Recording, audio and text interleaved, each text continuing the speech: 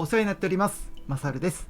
皆さん、もうすぐ試験が近づいていますが、サムル対策はできていますか？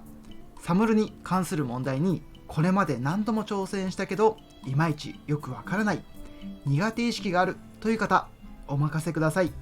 今日は支援士令和5年春試験午後1問3の問題を解きながら、サムルについてデモを交えながら解説していきたいと思います。サムルが苦手という方はぜひこの動画を参考にしてください。それでは始めていきましょう。この動画は IT 転職のきっかけはきっかけエージェント、エンジニアへの第一歩はスタラボ、スタイルラボ、以上2社のご協力でお送りしています。きっかけエージェントさん、スタイルラボさん、ご協力ありがとうございます。協力企業の詳細は概要欄からご覧ください。今回の問題はこちらです。情報処理安全確保支援士令和5年春午後1問3ですね。クラウドサービス利用に関する記述に答える問題です。初めてこの問題に挑戦する方も分かるようにお伝えしていきますので、安心して動画を見てください。では問題文を読み進める前に、設問とネットワーク構成図を先読みしておきましょう。最初の設問は L サービスの動作確認について答えよ。空欄 A から空欄 C に入る適切な軸を回答群の中から選び記号で答えよという問題です。回答群にはあ L サービス、い PC の Web ブラウザ、う SARS A とあります。ネットワーク構成図も見ておきましょう。選択肢に出てきた L サービスというのはインターネットにありますね。さらに SARS は SARS A から SARS D まで複数あります。そして PC の Web ブラウザはどこかというと PC セグメントの PC もしくは営業所の PC が何かしら関係してきそうですね。では L サービス PC の Web ブラウザ SARS A、 このような言葉に注意しながら問題文を読み進めていきます。今回の動画は問題文を全部読むようなことはしません。大事なところだけをピックアップしてお伝えしていきたいと思います。なので分かりにくい部分は私で変更してお話ししている部分もありますのでご了承ください。今回は9社という会社が舞台の事例です。9社の従業員には PC やスマートフォンが貸与されています。ちなみに PC は持ち出し禁止なので在宅勤務はできません。そして PC の Web ブラウザからインターネットへのアクセスは本社のプロ棋士サーバーを経由するとあります。プロ棋士を使った通信も品質なので通信経路はイメージできるようにしておきましょう。例えば PC セグメントの PC がプロ棋士サーバーを利用する場合、このような通信経路になりますよね。なおプロ棋士サーバーを利用する理由はインターネットから内部の情報を見えなくすることで安全性を高めたり、あとはプロ棋士サーバーにセキュリティ機能があればセキュリティ機能を使って安全な通信だけをプロ棋士で許可をすることでインターネット通信のセキュリティ強度を高めることができます。問題文を読み進めていくと L サービスという言葉が出てきます。この L サービスが IDaaS です。IDaaS とは何か皆さん覚えてますか？ IDaaS とは Identity as a Service の略でクラウド上で提供される ID 管理サービスのことですね。インターネット経由でユーザーの認証やアクセス管理を行う仕組みのことを言います。後で詳しく説明しますが、ここでは L サービスとは IDaaS のことということを覚えておいてください。ちなみに今回の場合、IDaaS の L サービスは他にもいくつかの機能があります。その機能が表1で説明されています。L サービスには SARS 連携機能、送信元制御機能、多要素認証機能という機能があります。表4で L サービスのイメージを深めておきましょう。まず SARS 連携機能は SAML で各 SARS と連携する機能です。現在この機能は有効になっています。ここで SAML という言葉出てきましたね。SAML はシングルサインオンを実現するための仕組みです。この L サービスを使うと SAML を使って各 SARS にシングルサインオンをすることができるみたいです。今回の事例では SARS がたくさんあるのでシングルサインオンできると便利そうですよね。そして L サービスには送信元制限機能もあります。これは送信元 IP アドレスをもとにアクセスを許可できる設定のようです。現在許可しているのは本社の UTM のグローバル IP アドレスだけです。本社 UTM 以外から L サービスにアクセスしようとしても、この送信元制限機能によってアクセスが拒否されます。この送信元制限機能は後から関わってきますので覚えておいてください。次は多要素認証機能です。L サービスを利用するためには ID とパスワードによる認証方式がありますが、それと組み合わせてスマートフォンに SMS でワンタイムパスワードを送ってそれを入力させる方式、もしくは TLS クライアント認証を行う方式があります。しかしこの多要素認証機能は現在無効になっています。これはちょっと怪しいですよね。せっかくセキュリティ機能があるのに使っていないわけです。これも後から出題されますので覚えておいてください。ではここからが今回の動画のテーマです。サムルについて深く勉強していきましょう。きっと皆さんはサムルの勉強したと思いますが、なかなか本物を見ないとイメージしにくいですよね。なので今回は実際にサムルを設定するデモを見ていただこうと思います。今回のデモは IDaaS としてトラストログインというサービスプロバイダーとしてドロップボックスを使ってデモをしていきたいと思います。デモの流れはまず事前確認でシングルサインオンの設定をする前のログインを確認します。通常の ID、パスワード認証だとどのようにしてログインするのかを確認するということです。その後、サムルの設定を行います。IDaaS の設定をしてサービスプロバイダーの設定をします。サムルの設定が終わったら事後確認としてサムルによるシングルサインオンを試してみたいと思います。ではまずは事前確認からしていきましょう。皆さんはこのユーザーの気持ちになってサービスプロバイダーであるドロップボックスにログインすると思ってデモをご覧ください。こちらがドロップボックスのログイン画面です。現在はシングルサインオンを設定していないのでメールアドレスとパスワードを使ってログインします。ではメールアドレスを入力します。メールアドレスを入力したら続行をします。パスワードの入力が求められるのでパスワードを入力します。ID とパスワードを使って無事にログインすることができました。これが ID パスワード認証です。今見ていただいたように ID とパスワードを入力すればサービスを利用することができます。しかし今回の事例のようにたくさん SARS があると大変ですよね。何が大変かというと、一つ一つのサービスを利用するたびに ID とパスワードを入力しなくてはいけません。これは手間ですよね。さらにセキュリティの観点からサービスごとに別々のパスワードを作って運用する必要があります。いろんなサービスのパスワードを管理するのも大変ですよね。そんな大変を解決してくれるのがシングルサインオンです。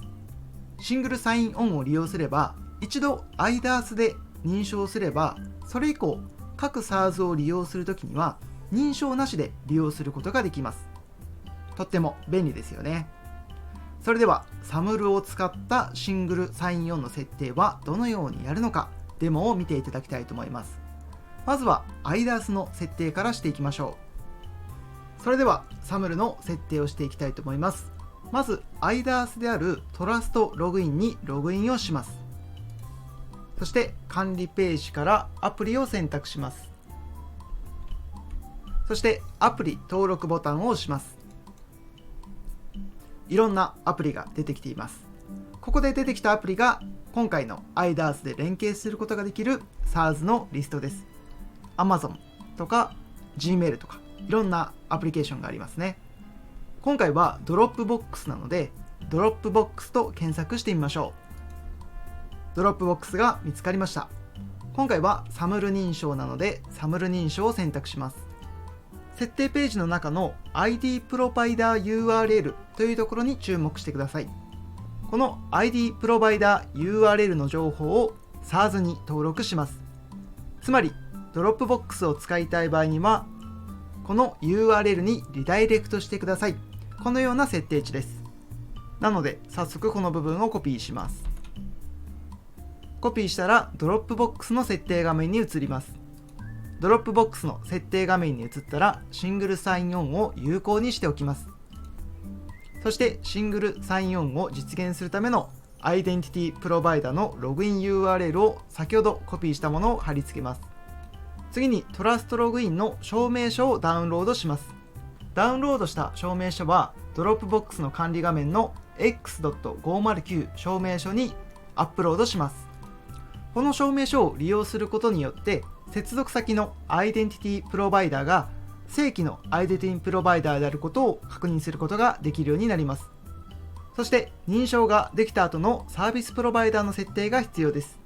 認証が完了した後にサービスプロバイダーのどこに移動するのかをここで設定します。サービスプロバイダーのログイン URL はドロップボックスのシングルサインオンのログイン URL のことです。こちらのリンクをコピーします。リンクをコピーしたらトラストログインのログイン URL に貼り付けます。URL の後ろの数字の並びが固有値になっているので、こちらをエンティティ ID として設定します。ここまでの設定が完了したら登録ボタンを押します。ドロップボックスの設定も保存することを忘れないようにしてください。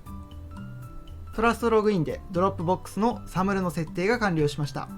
最後にこのサムルを使うことができるユーザーの登録をします。ドロップボックスのサムル認証にメンバーを追加します。今回はこちらのアカウントを追加します。登録ボタンを押します。これで設定が完了です。設定が完了したので自己確認としてサムルによるシングルサインオンを体感してみたいと思います。新たにシークレットウィンドウを立ち上げてドロップボックスにログインしてみたいと思います。メールアドレスを入力するとシングルサインオンが有効にされていますと表示されます。シングルサインオンで続行しましょう。そうするとトラストログインにリダイレクトしました。こちらに認証情報を入力します。対象のメールアドレスとパスワードを入力します。入力できたらログインボタンを押します。するとうまくリダイレクトをすることができてドロップボックスにログインすることができました。これがサムル認証ですね。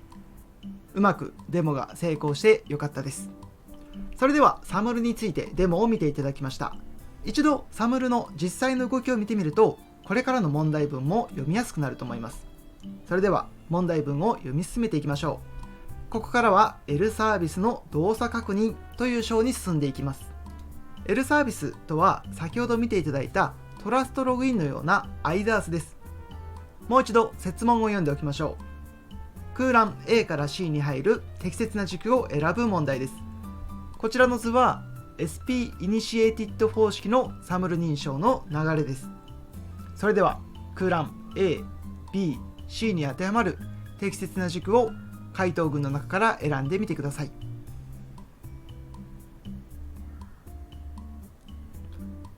それでは正解の発表です。正解はこちらです。空欄 A が L サービス、空欄 B が Web ブラウザ、空欄 C が SARS-A という並びになります。先ほどの流れを見ていただくとイメージしやすいですよね。起点は Web ブラウザです。Web ブラウザが SARS にアクセスします。先ほどのデモで言うとドロップボックスに接続しているイメージです。ドロップボックスではシングルサインオンが有効になっていたのでシングルサインオンでログインしてくださいという表示が出ていて、そのボタンを押すとリダイレクトされましたよね。そしてトラストログインで認証して問題なければドロップボックスを使えるようになりました。これが SP イニシエティッド方式のサムル認証の流れです。ちなみにこれは余談ですが、今回の例の SP イニシエティッド方式とは別の方式もあります。それは IDP イニシエティッド方式です。IDP イニシエティッド方式は Web ブラウザが最初に IDP にアクセスをします。これもデモを見てもらった方が分かりやすいので見てみてください。ではまずクライアントは Web ブラウザを使って IDP にアクセスします。それではメールアドレスとパスワードを使ってトラストログインにアクセスします。そうするとそのユーザーが使うことができるアプリケーションが表示されています。こちらをクリックしていただくと対象のアプリケーションを利用することができるようになります。今見ていただいたのが IDP イニシエイティッドです。ウェブブラウザが L サービスの方にアクセスして対象のアプリを選択してリダイレクトして対象のサービスを利用することができるようになります。SAML はこれまで SP イニシエイティッド方式がよく出てきていましたが IDP イニシエイティッド方式もありますので注意してください。あと SAML で覚えておきたい単語も紹介したいと思います。SAML において認証が成功したときに IDP が Web ブラウザに対して発行するものといえば何でしょうか。皆さんこの言葉覚えてますか？正解を発表します。正解はアサーションですよね。アサーションという言葉も SAML で大切な言葉なのでしっかり覚えておきましょう。アサーションの中には認証情報や認可情報が入っています。それでは次の設問を見ていきます。本文中の下線1について利用できない理由を40字以内で具体的に答えよという設問です。問題文を読んでいきます。ある日、同業他社の J 社において SARS-A の偽サイトに誘導されるというフィッシング詐欺にあった結果、SARS-A に不正アクセスされるという被害があったと報道があったそうです。これは今回の事例の舞台である9社は不安になりますよね。先ほどの話で言うと、ドロップボックスを使っている他の会社さんがドロップボックスの偽サイトに誘導されてフィッシング詐欺にあって使っているドロップボックスに不正アクセスされてしまった、そんな被害が報道されたということです。うちは大丈夫なのかなという気持ちになりますよね。問題文を読み進めます。しかし9社の設定では仮に同様のフィッシング詐欺のメールを受けて SARS の偽サイトに L サービスの利用者 ID とパスワードを入力してしまう従業員がいたとしても、ここで下線1です。攻撃者がその利用者 ID とパスワードを使って社外から L サービスを利用することはできないと考えています。これは何を言ってるかというと、正規のユーザーがフィッシングサイトである SARS-A に対して ID とパスワードを教えてしまいました。例えば ID 勝るパスワードは SEC123 のようなパスワードです。この ID とパスワードを入手した攻撃者は自分がいるネットワークの中から ID とパスワードを使って SARS にアクセスしようとします。もちろん ID とパスワードは正規の情報です。この時文章にあるように攻撃者がその利用者 ID とパスワードを使って社外から L サービスを利用することはできないと考えているようです。では利用できない理由を40字以内で具体的に答えてみてください。ヒントはこの右下の表1の L サービスの機能などを見てもらうと分かりやすいと思います。それでは正解の発表です。正解は送信元制限機能で本社の UTM からのアクセスだけに制限しているからですね。冒頭で L サービスには送信元制限機能があることをお伝えしました。そしてこの機能は有効になっています。現在許可されているのは本社の UTM のグローバル IP アドレスだけでしたよね。攻撃者は社外にいるはずなので IP アドレスは本社の UTM とは別の IP アドレスになっているはずです。この IP アドレスを使っている場合、リダイレクト先の L サービスで接続をすることができなくなるので、たとえ正規の ID とパスワードを使ったとしても L サービスを利用することができないと考えているわけですね。なお、今回利用したトラストログインにも IP アドレス制限機能というものがあります。この機能を使うとトラストログインに接続することができる IP アドレスを制限することができます。ちなみに今回紹介しているトラストログインは無料プランもありますので、皆さんも使ってみるといろいろ勉強になるかもしれません。